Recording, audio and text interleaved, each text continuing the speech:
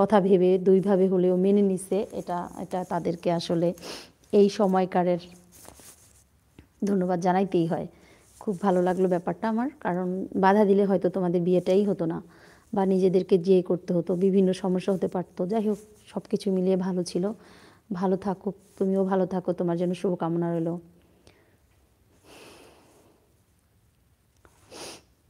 না, দেশ সম্বন্ধে আমার মধ্যে কোনো ভাবনা নাই। দেশ নিয়ে আমি এখন আপাতত ভাবছি না। দেশ নিয়ে ভাববে আরও বড় বড় কর্মকর্তারা রয়েছে। আমাদের এখন ডক্টর ইউনূস রয়েছে, তারপরে আরও তার সাথে অনেক উপদেষ্টারা রয়েছে। ভাই, আমি একজন সাধারণ মানুষ, আমি নট উপদেষ্টা। আমি দেশ সম্পর্কে ভাবতে চাই না। আমি আমার ঘর, আমার আমার কাজ, আমার ইউটিউব চ্যানেল, একটা ফেসবুক পেজ, এই নিয়েই আপাতত ভাবছি। এই আর কি। দেশ নিয়ে কোনো ভাবনা আমার মধ্যে নেই। বুঝতে পারছো? হ্যাঁ, বলো। বিয়ে নিয়ে তো যে কামরুল ভাইয়ের বিয়ের গল্প গল্প করছিলাম আর কি।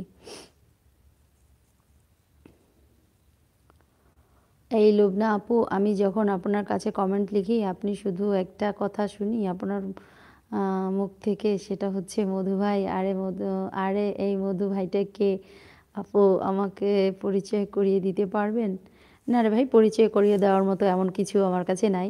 আপনার লেখার ধরনটাই আমার কাছে মনে হয় আপনি মধু ভাই, কারণ মধু ভাই এরকম বড় করেই লিখতো। আমাদের নূর ভাইয়াও বড় করে লেখে, কিন্তু লেখার ধরন দেখলে বোঝা যায় নূর ভাইয়া লেখাটাও। আর তোমার লেখাটা দেখলেও বোঝা যায় যে তুমি মধু ভাইয়ের ভাই হবে। এটা তুমি যত স্বীকার করো আর না করো, এখন এখানে জোর জবরদস্তি তো কিছু নাই, আর করাও যায় না। এখন তুমি যদি নিজে হয়েও যদি বলো যে তার সাথে পরিচয় করে দাও, তাহলে আমার আর কিছু করার নাই। লোগোটাও তোমার, আর লিখছোও তুমি, তোমার লেখার ধরনে আমি বুঝতে পারি, তুমি যতই অস্বীকার করো। আর এখানে আমি তোমাদের সামনে ফেজে আছি, তোমরা বলতে পারবে আমি লুবনা নাকি আরেকজন, তাই না? কিন্তু তোমাদের তো এখানে আর ফেজ দেওয়া নাই, থাকে না, বা ওরকম কিছু ব্যাপার নাই। তোমরা যদি বলো আমি মধু, তুমি যদি বলো আমি হীরা, আমি গোল্ড, এটাই আমাকে মানতে হবে।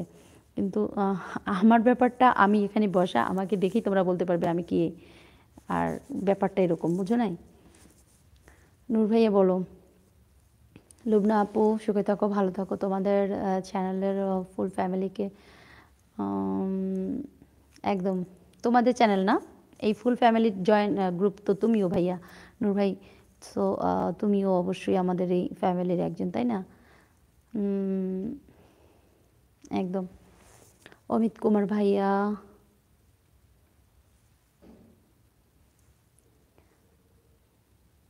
চশমা আছে, হায়। আমার সব পুরানো যত ইউটিউব ফ্যামিলি জয়েন করা মানুষগুলো কেউ এখন আর জয়েন করতে পারে না, কারণ আমি এলোমেলো লাইভ করছি, এলোমেলো ভিডিও আপলোড করছি, টাইমিংটা ঠিক নাই। এই জন্য সবাইকে ঠিকঠাক মতো এখন আর পাই না। কি আর করব বলো? খুব শীত পড়েছে, হ্যাঁ, শীত একটু আছে আর কি।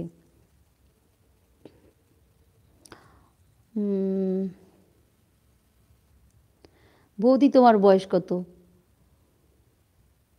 তোমার ছেলে আবার ভার্সিটি অ্যাডমিশন নিতে পারবে? 22-23 এমন লাগে দেখতে। তাই না? কাকে, আমার কথা বলছো? কাকে লাগে 22-23? আমি না, আমার ছেলে।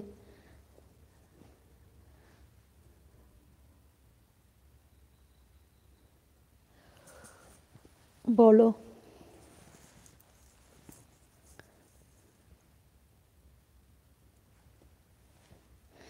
ও আচ্ছা, হ্যাঁ, আমাকে লাগে 22-23 দেখতে।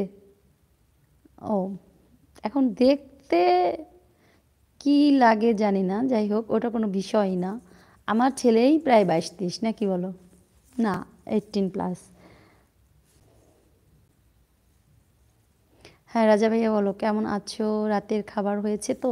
হ্যাঁ রে ভাই, গ্রামে আছি, বুঝো না? গ্রামে থাকলে আমরা রাতের খাবারটা একদম তোমার 8:30, 9টা, 9টা থেকে 9:30টার মধ্যে বেশিরভাগ ম্যাক্সিমাম টাইম খাওয়া হয়ে যায়। তোমার দাদা খুব তাড়াতাড়ি রাতের খাবারটা খেয়ে নেয়, ও রাত করতে পছন্দ করে না রাতের খাবার দাবার খাওয়ার জন্য।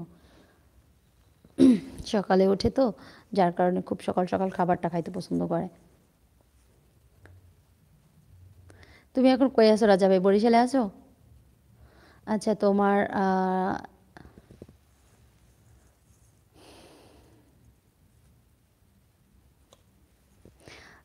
এই গ্ল্যামারের রহস্য কি?